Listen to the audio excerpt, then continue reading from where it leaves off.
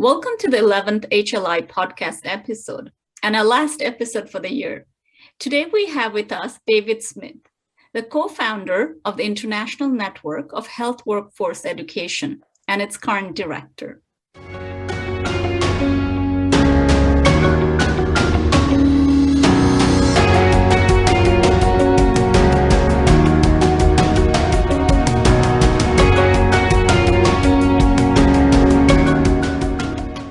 Welcome, David. It's so good to have you here. I'm sure everyone would love to hear a little bit about you and how, INWA came to be. Thanks, Umita. It's really great to be here as well. And thank you for having me on as a guest. So a little bit about me very quickly. So I'm from the UK originally. I studied history, so I'm not a healthcare professional. I then got a job in the NHS, the National Health Service in the UK. In a kind of admin management position, did a master's and really enjoyed the healthcare policy side of it. So I took a job in Brussels in healthcare policy, working quite a lot with the European Commission and the European Union on health policy matters. And that's where INWA was originally founded, I guess you could say. So I was in a meeting, a quite high level policy meeting with European Union member states, and we were discussing policy decisions around skill mix, the makeup of the health workforce within certain countries, what kind of skills you need, how this would impact on the healthcare systems and health workforce in general. And I looked around the room and I realized that actually in the room there were no educators, healthcare educators there being represented. And I thought that was curious because these policy decisions, they were going to at least be partially impacted by educators or enacted by educators. And I did some research and I realized that although there were healthcare professional education organizations around, none of them were multi-stakeholder and included policymakers, researchers, and healthcare educators. And so along with a few colleagues of mine and a few people I knew from the UK and my previous jobs, I set up INWA. I guess you were right on the money, right? I've seen it grow in the past few years. We've known each other and we've connected. So I bet, that is the right directions. What about you? What do you feel? Do you feel it has kind of lived up to your expectation? And what are some of the things like maybe you started off thinking and you were like, oh, this really didn't pan out to be, or this did? Yeah, so two things actually. So we've been around for now, I think 6 years, maybe our 6th or 7th year anniversary. I'm not sure this year. But as you say, the membership has grown. We now have well over 2,000 members from all across the globe. It's really great. So the two main things that I think have really benefited us and that have exceeded my expectations, because it's nice to look at the positives. The first one would be around membership. So originally we were going to sort of start as a traditional institutional membership association where we got universities on board and we tried to help them to network and do all the things we want to do. But I was lucky enough to be reading an article in, I can't remember what magazine it was. I think it was Meetings and Associations. So it shows you what sort of life I have outside that I was reading that magazine. But it mentioned the freemium model of associations. It's not something I'd come across before, but it was that you offer free membership and then you have various add-ons and or something else to kind of drive, the money that you need to kind of run the membership. And that was something that really I thought was really interesting and particularly needed, because so often in these sort of traditional associations, someone might be really active, but then they leave to another university and they don't have membership anymore. They lose their membership, or maybe they want to be really active within the space, but the financial side is a real barrier to them. So what we try to do is create something that would be that would break down a number of different barriers. So cost, geographic location, because we're online primarily, and we try to help people that way, and also professional silos by making it very interprofessional. I think that makes sense. And what you said, I think the free membership sometimes can really work for it, because like right now, think of how many memberships you hold and you're always apprehensive. Like, I'm joining this group. Is it the right group? Am I part of it? Even when you join it, sometimes you don't have the time to kind of contribute. So kind of actually having to pay to get into it can be a barrier for a lot of people. And I know initially you thought of just Europe, right? But this has extended globally. And I think the resources in different parts of the world might be very different. So I definitely think that has worked. Yeah, I agree. And I think one of the sort of case studies that would highlight that is actually one of the projects we have just finished. So it is still European based, but I think it highlights some of those or the breaking down of those barriers. So it's called StoryAid EU. And it started really interestingly. So we had a meeting in Dublin at the beginning of 2019, and someone called Eli Anderson came, who's a storyteller, and he does a lot of work with healthcare professionals in sort of teaching them storytelling and helping them improve the care they give. So a lot of people went to his workshop, and actually we were running the workshops over 2 days, so over lunch over 2 days, to give lots of people the opportunity to come. And everyone came out of the first meeting so enthusiastic about Eli's workshop that so many people went to the one the next day, and I went along as well. When I was listening, I thought, oh, this would be a great project. A lot of our members are clearly interested. Everyone was telling me how great it was. So we were able to build a consortium to put a proposal together with, colleagues from Poland, the Czech Republic, Spain, UK, Ireland, and it was a real mix because not all of those countries would have necessarily been a member of INWA had we have had that traditional membership. And we managed to get funding, and we've been working with each other for 2 years, and we've been trying to kind of spread this and make these, these tools, this toolkit that we've created for rehumanizing healthcare education, make them as freely available and as accessible as possible. So that's something we're really proud of, and I think it's a good case study for our membership. I think, if I'm not mistaken, I must have heard the podcast for Eli Anderson, and he was really, it was moving. He had that gift for it. And we personally all connect, forget about organizations or professions. We always connect on a professional level, and storytelling, I think, is very powerful. So that definitely helps. And, speaking of that, I think this has been kind of the hardest 20 months, right, for most of us. How has it been for you personally, and also for the organization? Yeah, so I guess it's been difficult for everyone. Me personally, I sort of started a family during this period. So my daughter was born. She's just turned 2, so she was born just a couple of months before the pandemic kind of. Exactly, yeah. So. She was born just before the pandemic, but after a couple of months, everything went into lockdown. And obviously running sort of your own business while also trying to juggle looking after a young family and still getting everything done with your work. And yeah, it's been quite difficult, but there has obviously, from a purely personal level, been a lot of, I'm very thankful for the time I've got to spend. Not a lot of parents get to spend so much time with their child, which has been fantastic. Me and my wife split our days in half. So, I got to spend 50% of my day with, my baby daughter, which is amazing. Even if it was extremely difficult from a working point of view, I feel very blessed that I was able to do that, and a lot of people haven't been. From a work point of view and for INWA, it has been very difficult. We had to cancel a couple of events, which is where, we made kind of, I guess, some of the money that we could keep a lot of our membership free. So that's been a challenge, but we've been lucky in the sense that we got a few projects and we've been able to keep most things free. And actually it did present us with a little bit of time that we maybe wouldn't have had if we'd have still been running events, and an opportunity to explore new ways to kind of reach people. So we started the podcast, I guess, similar to you, during this period, because it was a way of reaching people that we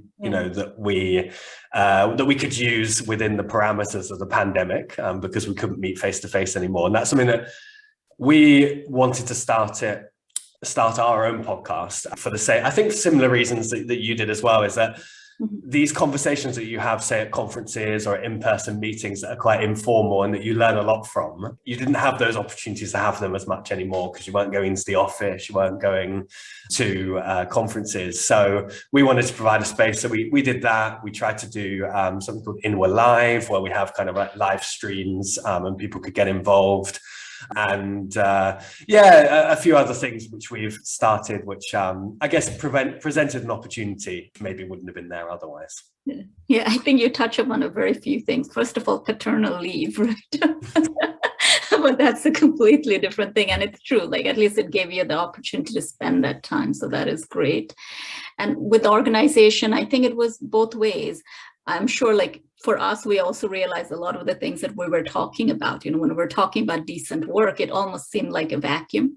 For many people, it actually took the pandemic to realize, no, this makes sense, right? And for countries like the United States to run out of PPE, you start understanding that many of, the decent work and all that is just not an issue for resource constrained countries. It's all over.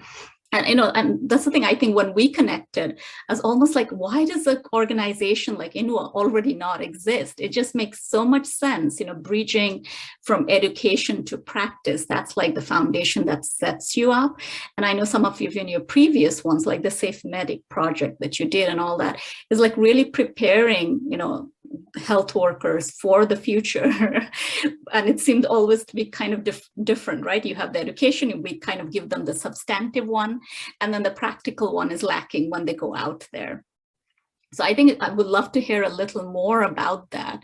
Like, are there like more insights you have, or why you think it didn't exist, or how do you see it from your viewpoint that it will affect the health sector? Yeah, so I guess maybe the reason it didn't exist is kind of threefold. The first one is due to the professional silos that exist within both the healthcare sector and professions, but also within education. Actually, those silos almost start at an undergraduate university level. I believe it's changing, obviously, but then they're reinforced in practice and almost in policy making. And when it comes to leading associations on professional identity or the education of those professionals, those silos kind of permeate. So you don't have an interprofessional organization necessarily, or where you do, they focus very much on education. And that's kind of the second reason, is that I believe that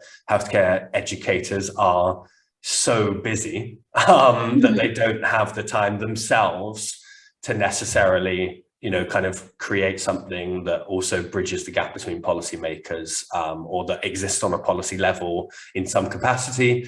Because it's quite difficult. And as I mentioned at the beginning, I'm not a healthcare professional. I'm not a healthcare educator myself. So maybe I have the time to do it as well.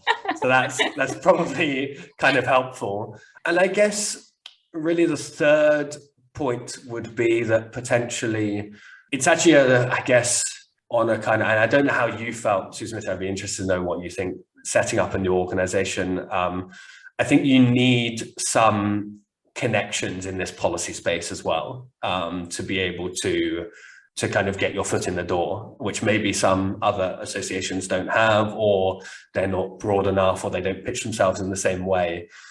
Because for me, obviously, I had a lot of contacts at a European level. And then I was able to get contacts at an international level as well. And I know you had some contacts at international level with WHO and things like that. So I think definitely there's a need for people who have been in that space to also kind of open some of those doors, and to, I don't know, I guess to sell kind of, so for example, I had to sell INWA to policymakers to get into these meetings, which I think, it is not always that easy to do if you don't know the policy space or the, the kind of research space or whatever. So those three reasons what I suggest why maybe it didn't exist beforehand. And actually that makes sense, because sometimes I think when you are part of a system, it's always like, oh, we've always done it this way. This is how it keeps happening, and that could be it. And you actually being external to it was able to see, okay, maybe these are some of the gaps, or this is how we do it, or let's think about it differently. So I think that's maybe even an advantage that you didn't come with that background to be able to see it. And you're right, like the connections, definitely, right? For people to listen to you, you actually have to be at the table, right? So that's the harder part, and it's an ongoing thing. Like, how do you want to think? And even for you, like sometimes you have ideas, and a lot of ideas, for you to really substantiate them, you really need to go through it, try it out and see, or you can have people advise you on how it works. And that's, I think, founding an organization is, you can never be sure. It's an ever-changing thing. It changes, and you have to kind of also get along with it. So that, you know, that's really hard work. So I commend you, you know, for keeping up with it, changing, and then again, you know, regrouping, right, to get where you want to. Yeah, and the same for you, Susan. I know you've gone through the exact same thing as well with this, and certainly it's like a bumpy road, but I think hopefully you would agree it's also very rewarding as well. Exactly, it's very rewarding. Your morning could be, oh my God, see, I knew this would happen, and by evening you're like, I need to get this done. How do I get it done? You could fluctuate between that time. So it's funny, like when people ask me how are things, I'm just like, they're just the way they are.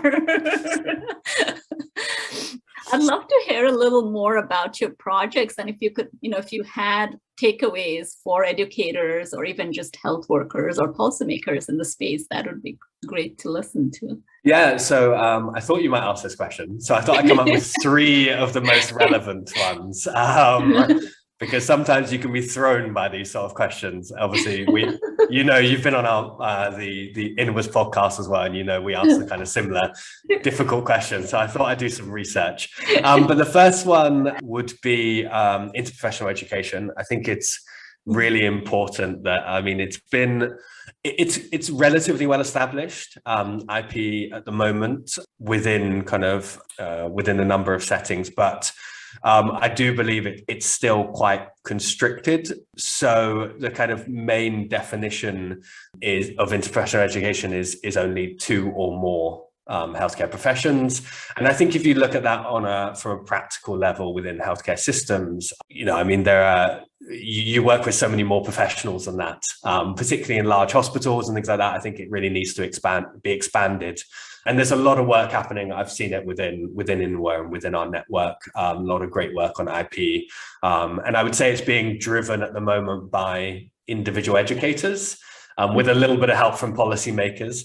But I think it needs a lot more help from policymakers, a lot more drive, because there's some amazing work going on. And it also needs a little bit more input, I believe, also from researchers as well, to actually empirically review some of these, you know, some of this kind of testing and some of these new training courses that are being implemented by educators themselves. I think that's definitely one of my takeaways. So the other is kind of healthcare education for the future. So that would be, obviously we've had the big announcement from Facebook that it's changing to Meta, and I think that will mean something for education, healthcare education in the future. Who knows when? It could be 50 years off, but you know, there is an increasing use of, you know, virtual reality, other digital technologies for education, and obviously the pandemic has highlighted that there does need to be at least a possibility of training healthcare professionals online, which is very difficult to do. But we're seeing a lot more of it, you know, and a lot more of education being taught online or being given online. And I think when it comes to virtual reality, I think it's a reality that we're going to have to get used to, whether we like it or not. So that's definitely my second takeaway. And the third one, which would be, I guess, similar, is digital technologies and the changing kind of healthcare sector that the healthcare practitioners find themselves in. We've got 2 or 3 projects actually on digital technologies within INWA, and we speak to educators and practitioners quite a lot. And we say, how do you ensure that your students have the correct digital skills to go into a practice? setting that is increasingly digitalized. And there are varying degrees of answers to that. Some have very specific digital skills training. Some say, oh, we just try and embed it along the pathway. And I'm not sure there's necessarily a kind of as much research as there could be about, the best way to implement digital skills training for healthcare professionals. So that's definitely something that I think needs to be looked into. And maybe there is no right or wrong way, but I think there definitely needs to be more done in ensuring that our healthcare students are ready for healthcare practice.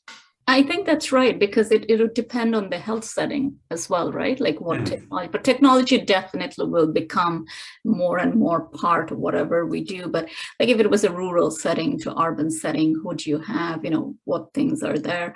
I think it'll depend on that, the kind of service you're doing. So it would be very specific, but those are very forward thinking points. And you're right, like with the pandemic and just generally, with metaverse, we're trying to see how do you communicate, right, with different time zones, different things, how best to kind of do it. And VR is one of the main things. I know you just did a project, right? Like you started. Did you want to share a little bit about that? Yeah, we'd love to. It's quite relevant at the moment. So it's called VR Health Leaders. It's another European funded project. But we are creating a virtual reality. It's a combined virtual reality along with kind of using normal 2D videos and things like that to create a training course for future healthcare leaders. And actually this came again from something that happened within the membership. So Adam Leyland, who's a member of the board, and also before that, a very influential member of the kind of wider membership. He used to be at Coventry University in the UK. He set up a kind of in-person simulation event called CovSim. That was in 2018, I believe, where he took his leaders and he put them through 6 kind of like in-person stages where they were simulated in dealing with anything from, I think, it was an accident at a music festival. How it started, and they got led through a number of different stages, and it ended with a kind of tribunal of some sort in front of a judge. How you would deal with being called upon in a legal setting to, like making sure that you kept a kind of paper trail of every decision you made and things like that. So I think it actually would have some really interesting kind of topics for the Health Law Institute. And if anyone who's listening, I think that Adam's always happy to talk about it. So if anyone wants to get in touch with Adam on that, he played the barrister or the lawyer, by the way, I think as well, or the judge. No, maybe it was the judge. Actually, I think he played the judge. He very much enjoyed putting his judge's wig on and questioning his students very thoroughly. So, but that was really interesting. And then we just basically said, well, how can we make this? How can we turn this into a project? And we turned it into, we thought, oh, this would be excellent for virtual reality. And we're using the pandemic now as a kind of, I guess, as the topic for this health leaders course, because it's so pertinent at the moment. There's quite a lot of learning to be done, and we thought we could, wrap that learning up in a kind of a healthcare leadership course that is, very relevant and also uses quite modern and relevant technologies as well. That is very interesting. I do have to check it out. And also, I know, like, I've heard some of your podcasts. They're amazing. I haven't done the INWA Live. I keep saying I should join at some point. So I would definitely recommend that to anybody else as well. And hopefully anybody that's hearing would love to be, members of INWA. Thank you so much, David, for sharing about yourself today and your journey with INWA. I wish you and INWA the best, and hopefully looking forward to working together to contribute to a robust and well-informed health workforce, so they're well prepared, right, for the challenges in the day-to-day work. And also kind of how do you engage the larger system to affect the needed change is always a discussion and something that's changing. Was there anything else that you wanted to leave with? Not really, just to say thank you for having me again. It's been a real pleasure. Usually, as you know, I'm on the other side of the podcast hosting seat. So it's been nice to be in the hot seat, but I'll be happy to get back to the hosting. I think I feel a bit more comfortable there. But I hope you enjoyed. I hope listeners enjoyed kind of some of the topics we covered today. And if you want to learn more about IMWA, you can visit www.inhwe.org. Thank you. I'm sure this has been very engaging for the audience. I look forward to all of you joining our next episode on February 10th. As always, we welcome your suggestions, questions, and comments on our social media pages, or email us directly at podcast@healthlawinstitute.org.